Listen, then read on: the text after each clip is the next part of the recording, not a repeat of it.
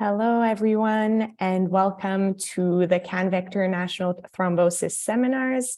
We're happy to be hosting monthly seminars that are hosted online. Just a reminder that the video recordings are available on the website, and that the seminars are self-approved group learning activities in Section 1 for the Royal College. So thank you to our planning committee. Our chair is Dr. Tsu Fei Wang. So today we have the privilege of having Dr. Grégoire Legal and Dr. Kirsten DeWitt, who are presenting about disrupting paradigms in the diagnosis of pulmonary embolism. So I'm going to briefly introduce our wonderful speakers today. Dr. Legal is a professor in the Division of Hematology in the Department of Medicine at the University of Ottawa. He's the director of the Thrombosis program at the Ottawa Hospital and a senior scientist at the Ottawa Hospital Research Institute. His primary research interest is the diagnosis and management of VTE. And Dr. Kirsten DeWitt trained in internal medicine and emergency medicine in the UK. She completed a thrombosis fellowship in Ottawa in 2013, and since then she's worked in both emergency medicine and thrombosis. She leads a research program which focuses on the diagnosis of bleeding and clotting disorders in the emergency department. So thank you both very much for being here. Just a reminder of our objectives today. After the seminar, we will be able to review the practical application of clinical decision rules and current diagnostic algorithms, discuss alternatives to the use of clinical decision rules in the management of patients with suspected PE, and review the current role and the challenges in the use of ventilation perfusion scan for the diagnosis of PE. Just a reminder that we will have the presentation followed by a 15-minute Q&A period at the end of the presentations, and a reminder to please submit your questions at any time throughout the presentation in the Q&A section on the platform. So with that, we will start our presentation. Thank you so much, Dr. Simard. So it's a pleasure to present today on some new ideas around testing for pulmonary embolism. So most of this work has come from my research program over the past 6 years.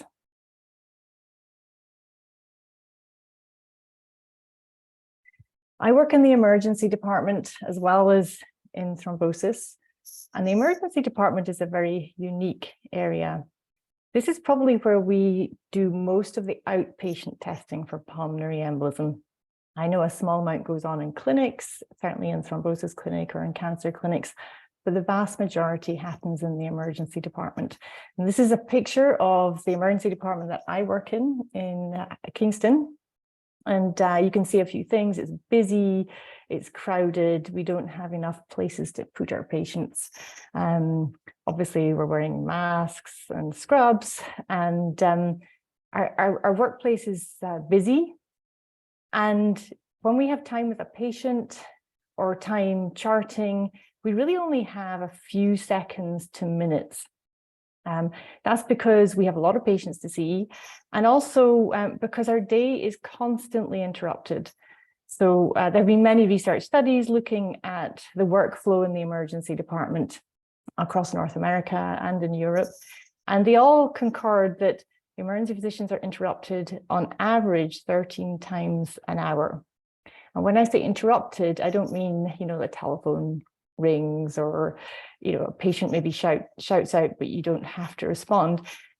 The definition of interruption would be that you'd have to stop what you're doing. So if you're examining a patient or speaking to a patient, you'd have to leave that cubicle and go and do something completely different. So immediately switch your attention to another task and go and do that. And it might be a long time till you're able to return to the first thing that you were doing. And because there are up to 13 interruptions in an hour, you could have multiple interruptions before you can eventually circle back to the first task.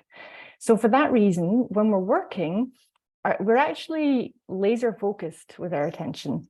On every word that we hear a patient speak matters to us. And every word that we speak to a patient matters, because we only really have one chance to get it right. But our focus of attention will change rapidly. So a lot of research on how to diagnose or how to test for pulmonary embolism has focused on reducing the number of people who need a CT scan. This is a CT scanner in Hamilton Health Sciences.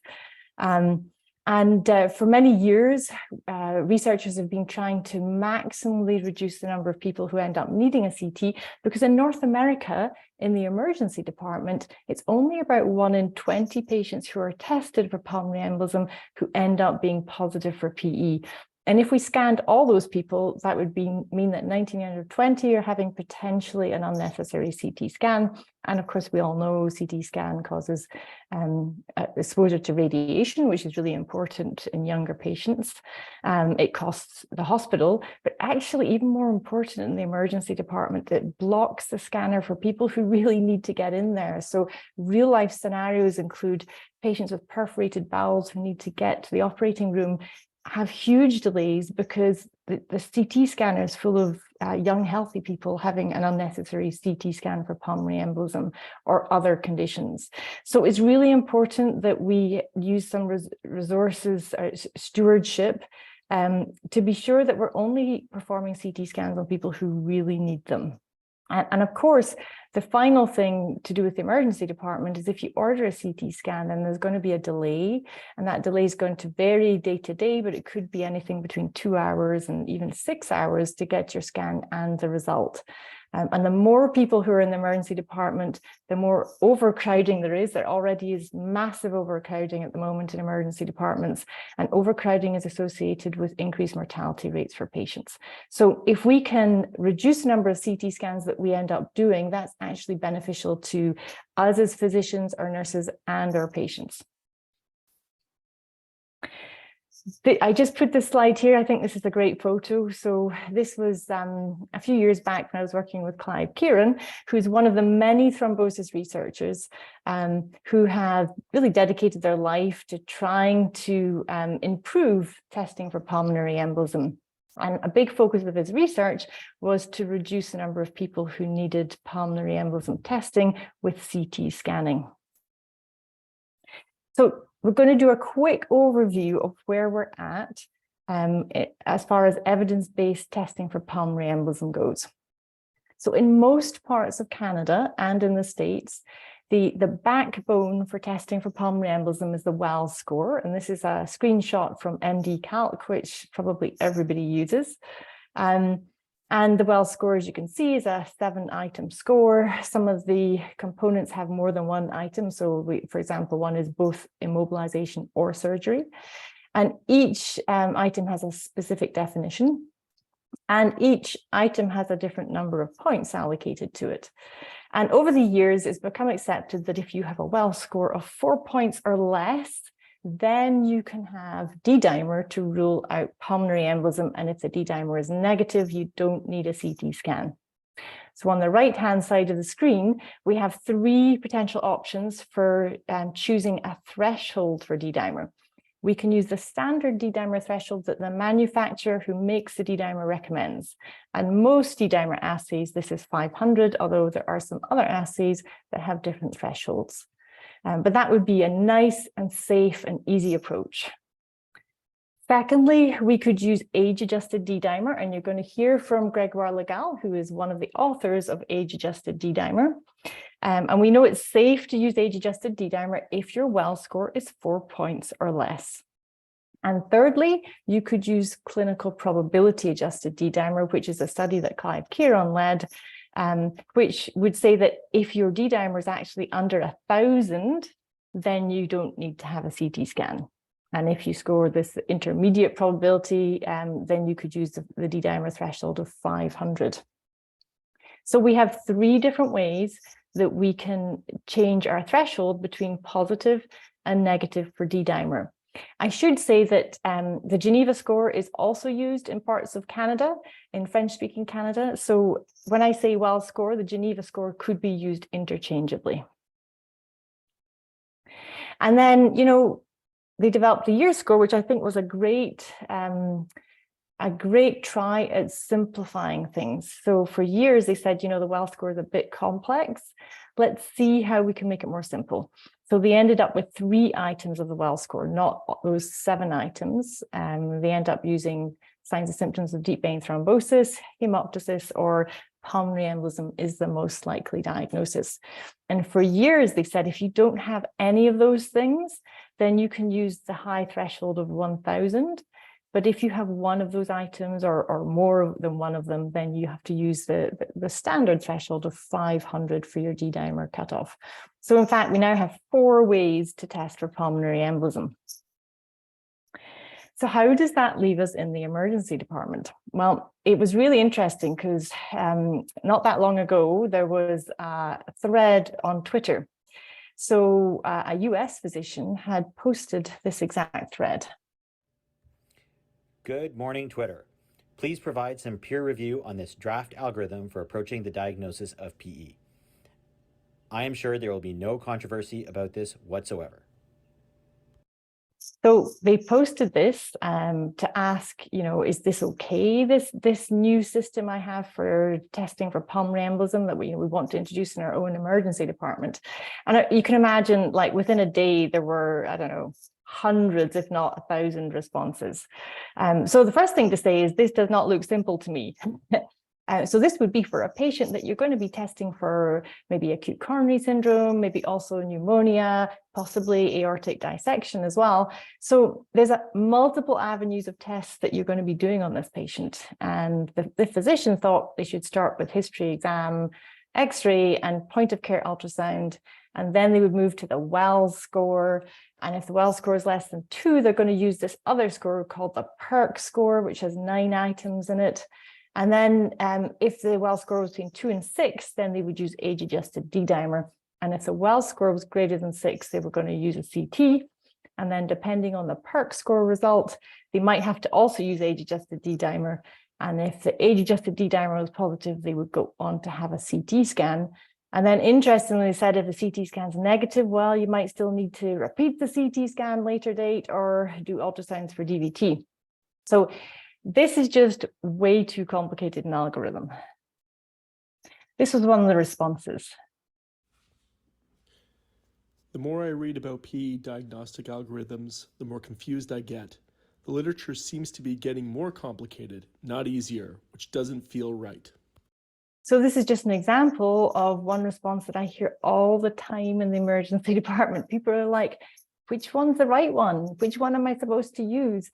This is not helping me to have all these options. And then a little tongue in cheek, but another physician put this kind of as a joke, as a response, but really saying, you know, on one hand, we can do that complex algorithm that we can all make mistakes in super easily because we're interrupted 13 times an hour, or we could just order the CT and get it done. So a few years back, I did a big qualitative research study where we interviewed emergency physicians across Canada, and we had them walk through with us how they would test specific cases. And this is sort of a summary of the results that we found. We find in general, emergency physicians rely more heavily on CT scanning than they need to. And there are many reasons for this. So first of all, they felt like the Wells score wasn't actually applicable to them. And interestingly, I have interviewed hematologists and internists for a different study, and that's a very common theme. So the hematologists think that the Wells score is not for them, it's for the internists. The internists think the Wells score is not for me, it's for the emergency physicians. And the emergency physicians think it's not for me, it's for the residents when they're training. And the residents think, well, the Wells score is not for me to use, it's for the medical students for their training. So everybody thinks that the Wells score is not actually to be used. It's just a thing out there for education. Most people felt that the Wells score was too complicated and time-consuming to do in the context of having to look after multiple patients at the same time in a chaotic environment when they're interrupted a lot. And it's almost like a perfect storm because the Wells score is complex. At the same time, we're dealing with a condition that makes emergency physicians very anxious. So that was a really strong theme. that people feel anxious when they test for pulmonary embolism because they know there have been cases of missed pulmonary embolism, and unfortunately some cases who have died. Very, very uncommon, but of course, those are the ones we all hear about. So physicians feel super anxious when they test for pulmonary embolism, and it's that anxiety about missing PE that fuels almost all of the deviation from evidence-based medicine. Along with that anxiety about PE and this respect for it being a potentially fatal disorder, in emergency departments, there has become a cultural distrust of both the well score and D-dimers. So this idea that you can't rely on them, they haven't got your back, the only person you can rely on is yourself to do the best for the patient.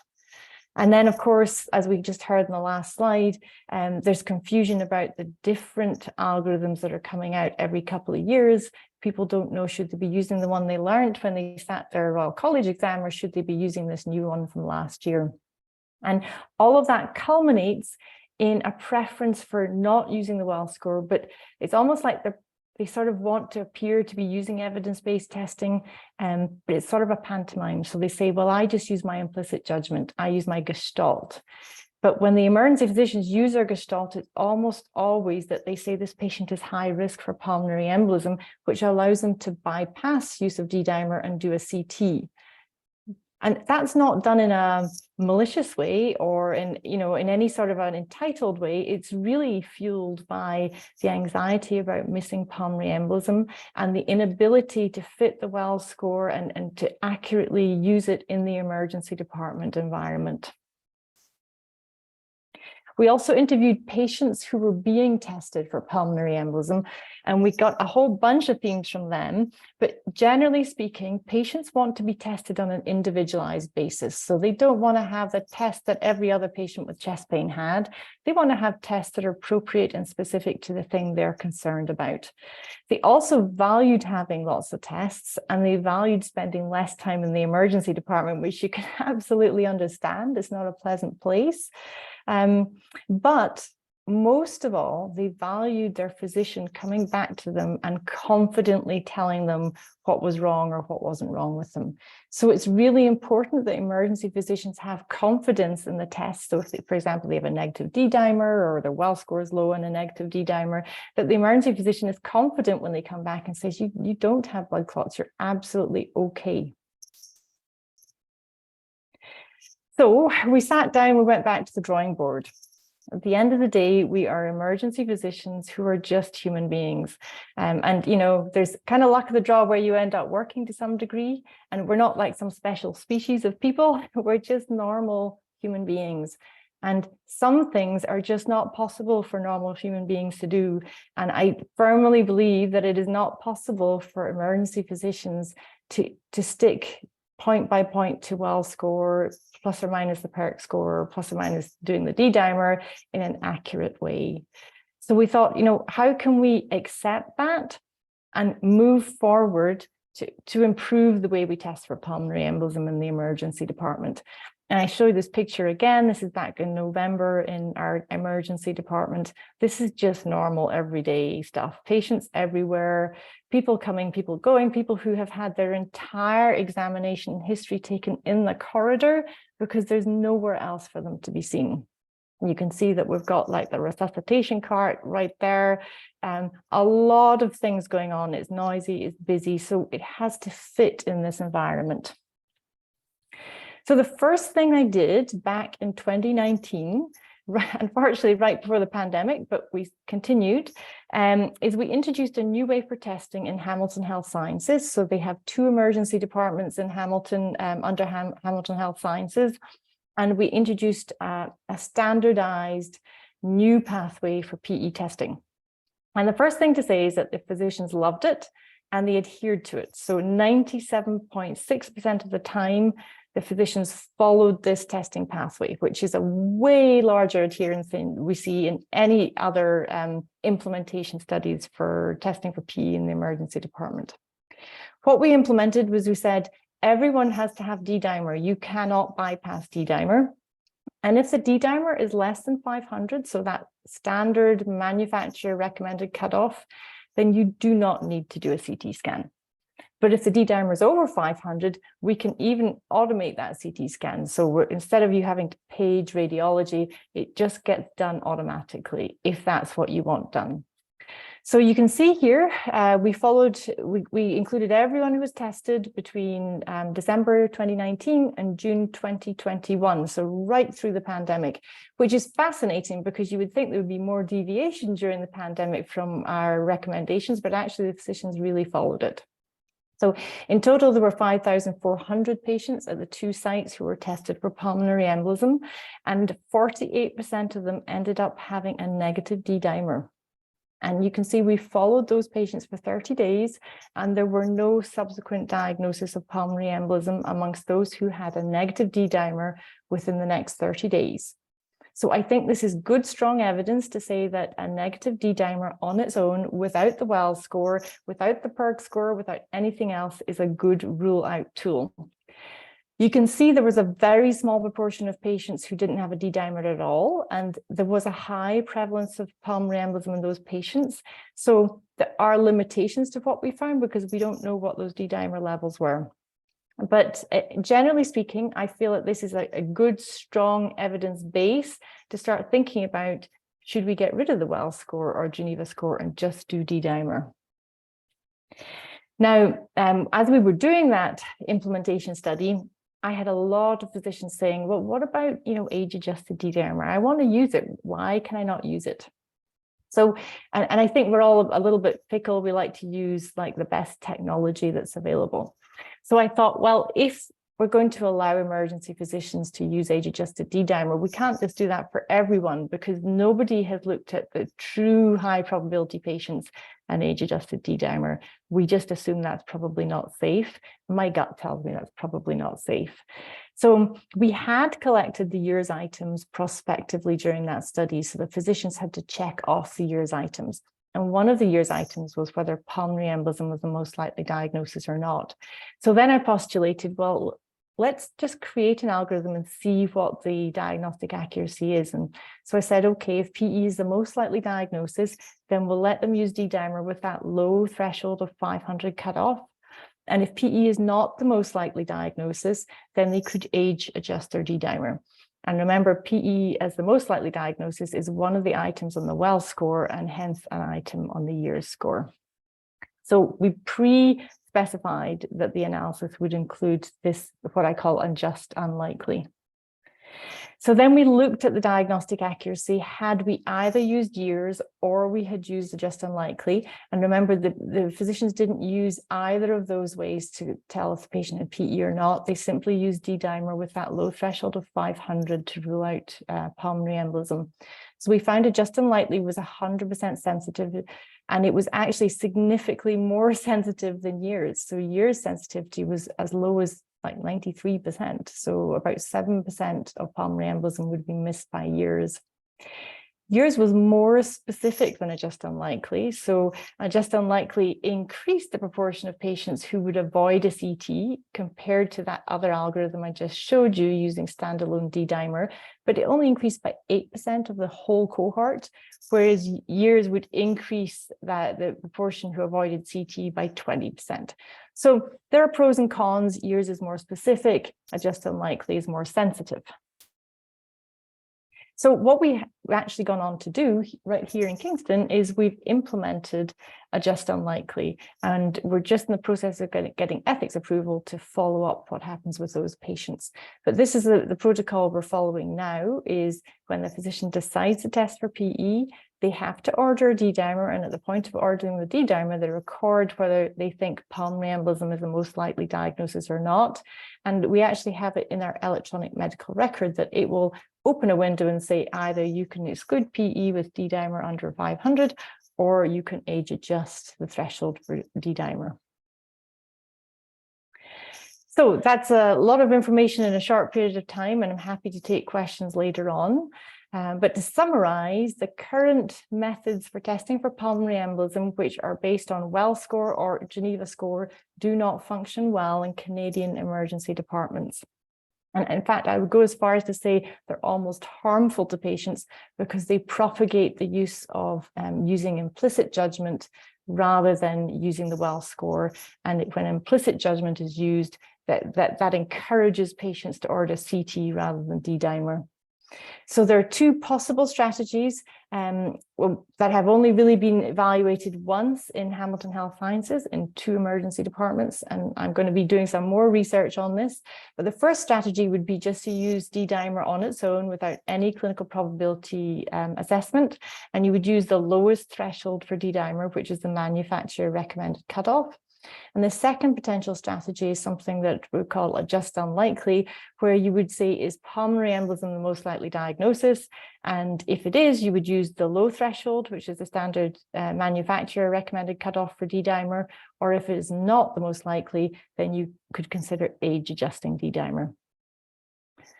So that's a summary of my part, and I'm going to hand over to Dr. Legal. Thank you, Kirsten. Hi, everyone. Yeah, so, well, I guess Dr. DeWitt, you never said VQ scan in her talk. So, so bringing up VQ again, and speaking of disruption, maybe looking into, how things have changed and how we should be maybe changing them. So that was the third objective of the presentation today: review current role, challenges in the use of ventilation perfusion scan for PE diagnosis. And so I will go quickly on that because that's just what we discussed at length. But to say again that it's a very, very common situation, right? When you think about it, Dr. DeWitt quoted like 5% of confirmed PE among patients who are tested. We know the incidence is 1 in 1,000 every year. So if you do the math, it's 1 to 2% of the population who is tested every year for a suspected PE. And obviously all that we all know very well about lack of accuracy of symptoms. So just putting that slide out there, because it's really just to remind us that these anchors that we have from the time the pulmonary angiography was used, and just to remind us that after a patient had a suspected PE, underwent a pulmonary angiography that was negative, still 2% of them would present over the following 3 months with a confirmed recurrent thrombotic episode. And we've been using that as a way to validate our diagnostic algorithm, saying that if the 3 months risk of VTE is below that 2% margin, then it's as safe as it was when we were using a negative pulmonary angiography to rule out PE. Obviously, things have changed quite a lot, right? The prevalent, like the pretest probability back then was like at least 50%, and we just heard 5%. So you can certainly expect that the 3 months risk of VT would be much less now with a much lower pretest probability. And actually, there has been some proposals to adjust that 3 months margin based on the pretest probability. And so that's something we've been doing now. But most of the recent diagnostic algorithm validation studies show 3 months rate that are more like it's a 1% range in terms of 3 months risk. But still, that's how we do it. So we first look at the accuracy of a diagnostic test, say the D-dimer, say the CT scan, say the VQ scan. And if we feel that the accuracy indices are good enough, then we move on to these outcome studies where the diagnostic algorithm integrating the new test is used in consecutive patients tested for PE. And we verify that those with a negative workup don't come back over the next 3 months with a new event. And admittedly, that's something where likely it explains a lot of what we are struggling with right now, is that the strategies that we have, which is kind of unique to VTE, by the way, has only been enabling us to check like the ability to rule out. And we kind of lost maybe the view on the specificity part.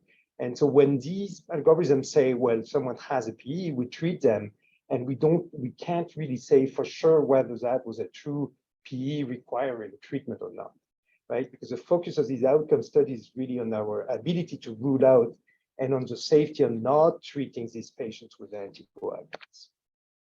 And in fact, same thing, these are kind of type of old slides on the concepts about pre-test and post-test and so on. But think it's really important to remember, though, we heard a lot about CT scan, and lately we kind of over-rely on CT scan results overall, because as physicians, like our tendency is like, we want a test where, if it's positive, I treat, if it's negative, I don't treat, and I never wonder whether I could have false negative, false positive, which we will always have anyway, right? But it's particularly true that for VTE in particular, what we've always been doing is trying to reach a post-test probability of disease that would be high enough that we feel that this patient will benefit more from treatment than from no treatment, or vice versa, right? But when we say someone has, and I think it explains part of what Dr. DeWitt was saying about the anxiety and so on, even a negative D-dimer, we've never said that that means that this patient has no DVT or no PE, right? The only thing we've been able to say is that it means that this patient will do well over the next 3 months. And obviously, sometimes some patient might end getting a CT that will show, oh, he had a subsegmental PE, he had a distal DVT, or maybe something else. And it kind of raises these concerns about, oh, then does it mean that the D-dimer was wrong? But so the data we have about D-dimer, for example, is that, again, when it's negative and when the pretest is not high, these patients do extremely well during the next 3 months. But that's more like a therapeutic decision than an actual diagnostic final confirmation or exclusion, so to speak, if I'm clear. So pre-test, I will go quickly there because we discussed it already. I always like reminding the magic of it, right? Which is that, when you use the same test, say here a test with sensitivity would be 95%, specificity would be 50%, and if you use it in a population where the prevalence is 50%, you would reach a negative predictive value that will be only 91%.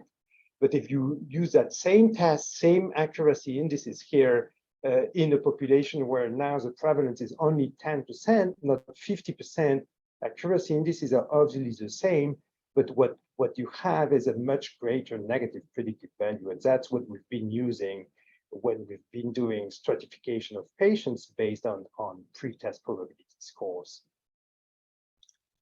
Skip that one, that's seen already. And so importantly, so they've been the first step of all validation diagnostic strategies so far. We've heard that maybe that might, we might find other ways to go. Yet I heard that we would still have some pre-test assessment, whether it's Gestalt or a score, to guide the management. And also importantly, when you look at VQ scan in particular, because that's the topic of the talk. Certainly, it's something that we need to continue to have a formal, assessment of the pre-test if we want to correctly interpret the results. And just I like always citing that study showing that in many emergency rooms in France and Belgium, where they looked at, how whether all patients underwent a finished validated diagnostic algorithm for PE, and showing that almost half did not, and that the risk of coming back at 3 months with a recurrent VTE, and including in that study with an unexplained death, was significantly higher in those whose diagnostic management in eMERGE was not completed. They didn't go up to the end of the strategy. And one of the risk factors cited by the author for that happening, like for patients not having a validated algorithm, is when there was no established diagnostic algorithm in the emergency rooms that would include a clinical decision room. So move on to imaging. And so what we've been doing so far is pre-test. If it's low intermediate, you do the D-dimer. If it's negative, you stop there. And if your D-dimer is positive, or if your pre-test is high, you proceed to imaging. Again, we've heard that we might change that, and we've been doing some refinement to that, using the age-adjusted as discussed, or using some pre-test probability adjusted D-dimers. But bottom line is pretty much that until now. And so we have had that debate. I don't think it's much longer of a debate. Clearly, CTPA won that battle, right, and became the more than 95% of patients with suspected PE will undergo a CT, not a PQ scan. Yet in some patients, we might want to use a VQ scan for various number of reasons.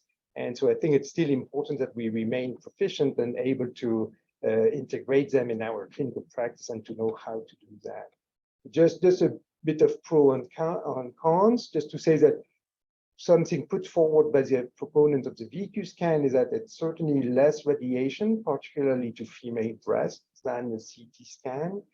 And that allows us to do serial testing, repeat testing, maybe more easily than with a CT scan.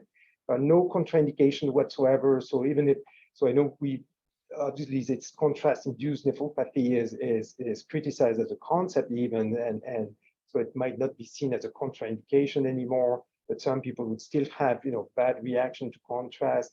And one of the cons of the CT, which has been a matter of, again, because likely we lost sight of that specificity / false positive issues, is that there is likely some significant overdiagnosis of PE when we use CT rather than VQ scan. But admittedly, it's much harder to get a VQ. We've seen these images of a crowded emergency room. You wouldn't be able to fit a VQ scan patient in there. Like most nuclear medicine departments are open only during office hours. Very few of them would have a service, during weekends or night. And also the algorithms are usually much more complex. And what I want to highlight today as well is that planar versus spexing and how it affects our trust or our ability to be confident in the modality when we decide to use it. Just to show you quickly that slide about overdiagnosis with CT, and that was a randomized trial by the Vector group back in the days, David Anderson and others, who did a randomized clinical trial comparing a CT-based strategy to a VQ-based strategy. 1,400 patients with suspected PE. And what was really interesting was that both of them were doing well in terms of safety. So the 3 months risk of coming back with a recurrent VTE was low in either arm. But what was striking was that many more patients would end with a PE diagnosis when we were using a CT-based strategy than when we were using a VQ-based strategy. Actually, 35% more patients. So 5% absolute difference, 35% relative difference in terms of patient. So it's huge, right? And so it means that, so that would raise a whole, subsegmental PE discussion. Could that be the explanation for this overdiagnosis? Likely not fully. Are these non-clinical relevant findings? Are these false positives? Hard to say, but bottom line is that, again, clearly we end putting more patients on anticoagulants when we use CT versus VQ. That one is a typical slide about the radiation, and it's not actual clinical data, it's simulation based on radiation level, but worrisome results suggesting that undergoing a CT of the chest at a young age could increase, up to 0.5% in absolute risk of breast cancer in subsequent years. So as you can see here, a lifetime risk for a coronary CT angiogram in that study was, 0.7% when you had the scan at age 20, much lower as soon as you hit 40 or even 60. That risk seems to be much less. I have to say that this hasn't been confirmed by some attempted follow-up data on large databases, but follow-up has remained maybe limited in duration so far. So there's a bit of a word of caution that trying to avoid radiation with CT scan, particularly in young women, and maybe that's when a VQ scan could be a good alternative if needs be.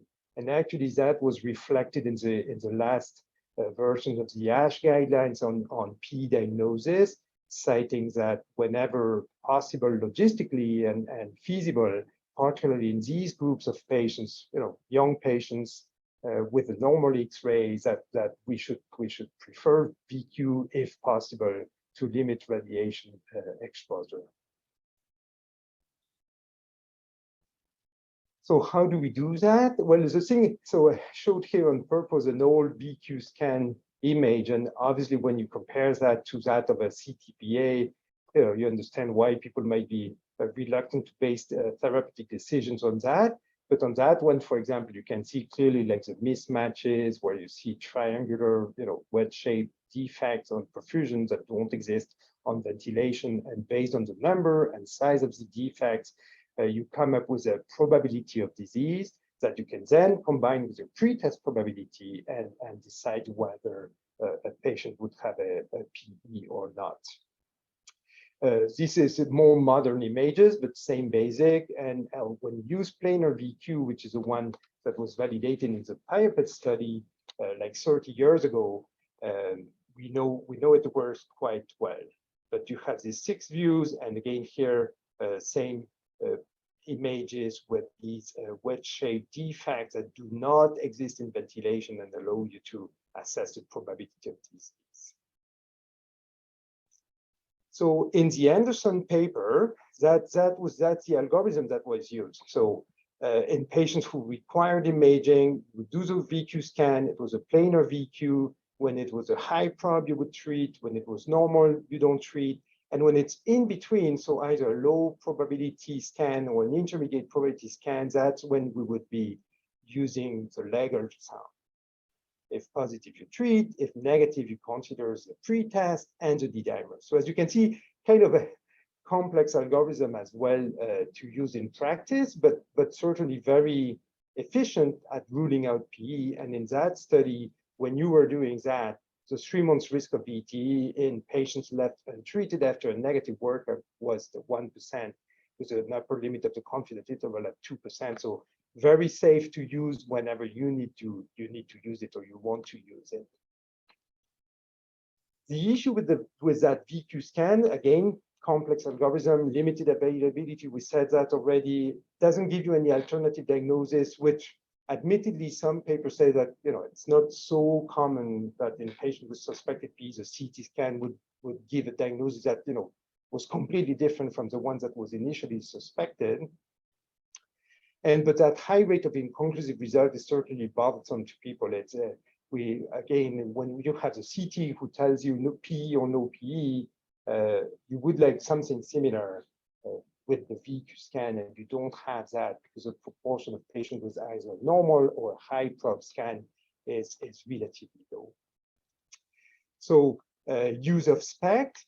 So what's SPECT? Well, it's pretty much the same test, right? It's the same ventilation perfusion scan, except that instead of taking just the planar images, now you have it allows for 3-dimensional imaging the same way, same difference between the CT scan and the X-ray, pretty much.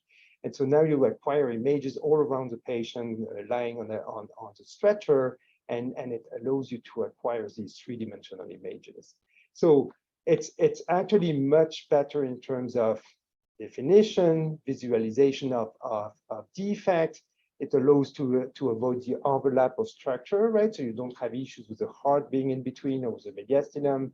So there is a medial basal segment which typically can never be seen on a planar image, and now you can see it on the SPECT scan.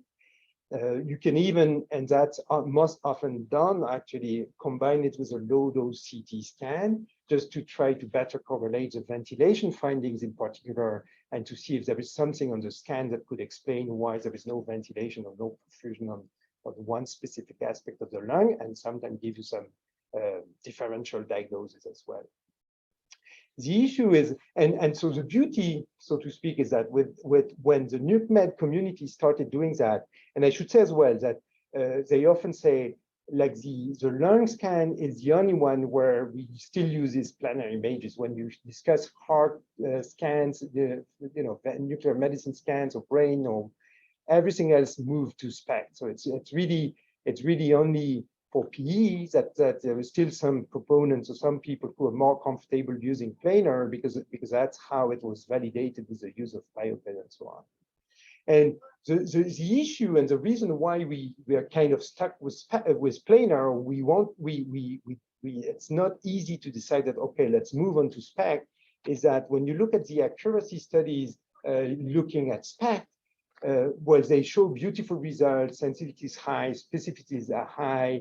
They abandon the probabilistic approach. So when you use a SPECT, they don't tell you low prob, intermediate probs. They tell you it's a PE or it's no PE, which sounds nice, but there have been many challenges with these studies. These were a lot of retrospective studies, and the most important one, and that's a systematic review of all the accuracy studies you have about SPECT VQ, is that in most of these studies, actually, they use the SPECT results to decide on whether that patient had a PE or not. So incorporation bias, and obviously favoring the accuracy indices for the modality, since when the SPECT was positive, they were very, which is a test they were evaluating, they were much more likely to say that the patient had a PE, since they were looking at the result to decide whether the patient had a PE or not. So self-realizing prophecy, which makes it really hard to believe that the accuracy indices here are truly accurate.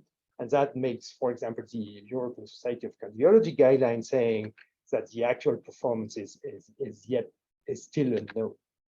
But then we have a problem, right? Because what happened is that the NUCMED community moved on. They're happy with it. The images are much nicer, much easier to interpret. They like it. And when you look at the nuclear medicine guidelines, already like 15 years ago, they were saying VQ-SPECT is strongly recommended and you shouldn't do anything else. Yet when you look at the most recent version of the European Society of Cardiology guidelines, recent studies suggest that data in the SPECT may reduce maybe consider low level. So you can see that language is very different, and that clinicians are very reticent to move on to go with SPECT, given these limitations that I just discussed, when the NUCMED guys are convinced that it's the only way to go. So what to do about it? So we've launched with the French colleagues a clinical trial very much similar to the Anderson papers that we discussed earlier, except that we added a third arm, which is now a SPECT-based diagnostic algorithm. And initially we were concerned about the safety, I guess, but obviously when you see the images and when you see that it's much better visualization and so on, likely sensitivity is not really a challenge there. If a SPECT scan is normal, it's very unlikely that there is a PE. But the other concern is specificity, right? Because the diagnostic criteria that they use is as soon as they see one large segmental mismatch or two small segmental or two subsegmental mismatches on the SPECT, then they will conclude that PE is present. And we don't really have data to support that truly represent PE in most cases. So we also want to make sure that when you use a SPECT scan-based algorithm, that you're not over-diagnosing PE as much as a CT, or maybe even more than what the CT does, as compared with the planar VQ scan, which is what we kept a randomization arm on the VQ scan. But obviously, these will be different patients randomized to one of the three arms, right? Because for ethical concerns or radiation concerns, it's impossible to do like the 3 tests or the 2 tests on the same patients. There are no strong reasons to do that. But admittedly, it's slightly too late. Like this is a survey that we did already like 8 years ago, surveying a lot of nuclear medicine divisions in 3 countries. And when you look at the results already back then, like 2/3 of the centers have switched to SPECT despite the lack of clinical validation. And altogether, it was less than 10% of nuclear medicine divisions who were still just using PIOPET criteria on planar images. So what we think they do is nobody does it anymore, right? So that's why, again, it's hard to know how to integrate that in practice without having this data. Just before finishing, touching on other places where a VQ scan might be useful. One of them is diagnosing recurrent PE.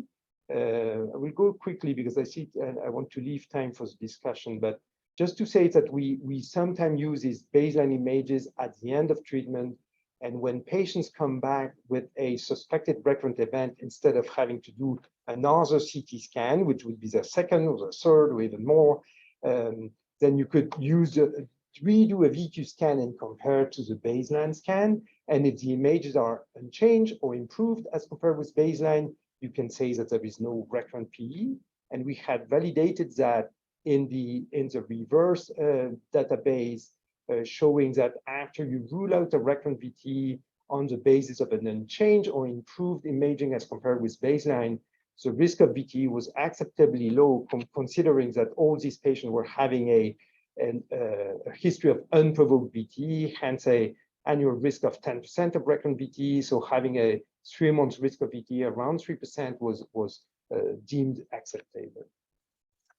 Could be that VQ scan, that baseline VQ scan, is also able to predict recurrence.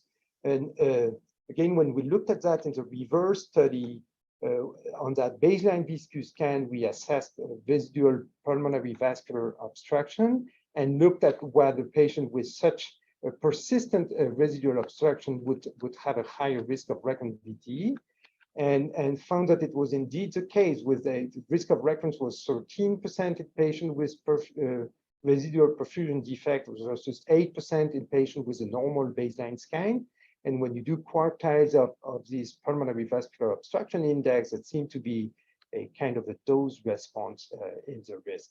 And we just completed an individual patient level data meta-analysis of all the studies who had this type of data, baseline VQ scan, clinical follow-up after stopping treatment, confirming that exact same values almost, with a 12 versus 6% risk of annual risk of recurrent VTE and a hazard ratio of 2.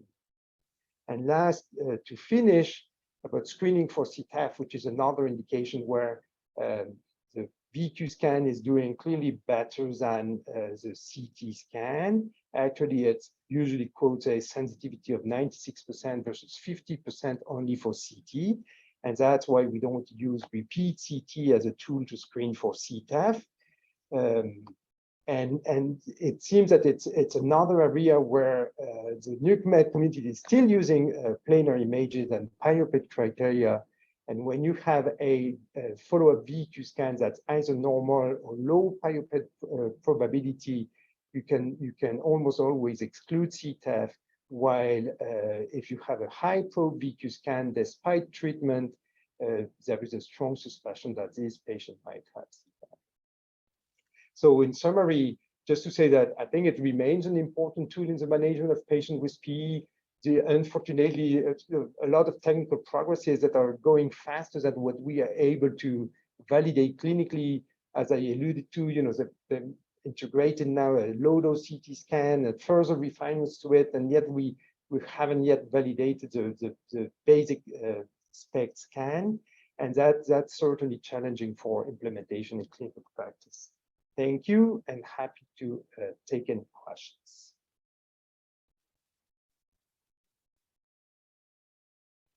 Thank you very much, Dr. DeWitt, Dr. Legal, for this great presentation. So we'll move along with the question period. I'll let people put their questions in the chat. I guess I'll start with a question for Dr. Legal. I was wondering, so with regards to the spectacular study, my question is, I think you've mentioned this, and I think a lot of us feel like the downside of VQ is the indeterminate studies that we obtain and the need for additional imaging. And I'm wondering, is there any data that has shown that SPECT versus planar, we think we know it has a better sensitivity, but has it shown to decrease the need for additional imaging? And is it something that is going to be looked at in the RCT? Yes. So, well, I don't think it has been shown, but you're right. I think because now the result will come to you saying that patient has no PE or that patient has a PE. So right. I guess if you believe that, or if you just go by that, then you won't do leg imaging, or you won't do. I think I would still have, certainly my word of advice would be, if that SPECT result doesn't fit with your pretest, with your gestalt or your pretest assessment, then I would be pursuing investigations and yeah. Perfect. Thank you so much. And I could probably add there, the thing I find the most frustrating of all is if I get someone in clinic who's had PE diagnosed with SPECT and they haven't had a D-dimer at their initial testing, because we need to have all the information. And it's a little bit like ultrasound with the false positives, finding some chronic clot. we can reduce those false positive findings by doing an appropriate screening in the first place before we send for imaging. So I think it's all the more important for VQ SPECT to be sure that you have an approach to ruling out without imaging. Yeah. So yeah, that's a good point. And we were discussing the, because when you see the defects, for example, yes, it could be clot, but they could be something else. And then some people are, well, but then what? If it's not a PE, what else could it be? And sometimes like, well, when you have a positive D-dimer, you don't really care about why, right? I mean, you say, well, it's not negative, right? And it's kind of a bit of the same. It's not like an anatomical test that will visualize directly the clot, right? It's more like functional assessment. So yeah, I think you're right. I think it's important to further document or. Thank you. We have a few questions in the chat. Dr. Leslie Skeet says, excellent talk, and asks, what clinical prediction rule does your spectacular study use to decide on imaging? If years or revised Geneva, is there a way to include pregnant patients who may be more likely to have VQs? And are you doing serial leg imaging on SPECT imaging? So we don't do serial leg imaging if the SPECT is negative. Pregnant women certainly because the radiation dose is the same, right? So it doesn't give more radiation to do a SPECT. I know that Dr. Robert Ebadi in Geneva, she has plans for doing a specific pregnancy study using SPECT. So we'll know more about that in the future, I'm sure. Excellent. Another question, have you noted a difference in sensitivity specificity of VQ for diagnosing recurrent PE compared to CTPA? Well, that's a good, I think, again, so the data have shown that because we have that baseline. I know that when you use CT, if it's negative, then you're good. Maybe if it's positive, it could be that some patient in there have in fact sequels from their previous PE. But I don't think we have that much data on that. We have cohort studies showing that after 6 months, I don't know, like 60 or 70% of patients will have a negative CTPA. But yeah, I don't think we have specific data on that. Kirsten, would you know? No. More to come potentially. Question from Dr. Leluc, will it be possible to demonstrate that the additional 30% PE diagnosed on CT versus VQ are false positive or non-clinically relevant clots after the relative failure of SSPE? Well, the thing is, when you look at the Anderson papers, there weren't 1/3 of subsegmental PEs in the study, right? So subsegmental PEs cannot be the entire explanation for the overdiagnosis with CT, I think, from the data we have. So it's likely something else. So again, it's more like as we were saying, right? Maybe again, if you do that algorithm with a VQ scan, maybe some patient in there have small clots that you won't pick up. But if you know they're doing well during the 3 months follow-up, then maybe that's not so relevant. And what could they be? I don't know. Are they old clots? Are they, are they subsegmentals? Is it something else? It's false positive images. Hard to say. Perfect. Thank you. Dr. Siegel says, thank you for the excellent presentations. I'm trying to see if there are other questions in the chat. I guess, Dr. DeWitt, I was wondering, so with the adjust unlikely algorithm, you mentioned, so two things. So initially you mentioned in the dimer for all algorithm where there were a significant proportion of patients who didn't have a dimer who then ended up having a PE, something like 20 over 90, if I remember correctly. And I'm wondering, with the adjust unlikely, is there in the next step a way to see, to try to assess that limitation and if, it will impact the diagnostic accuracy of the algorithm? Yeah, great question. And correct me if I'm wrong, but I think maybe you're referring a bit to spectrum bias in diagnostic PE testing studies. And this is something that no one ever talks about, and we need to start. So in comparison, with run-of-the-mill emergency department clinical decision rule building studies, they would always report the missed eligible rate.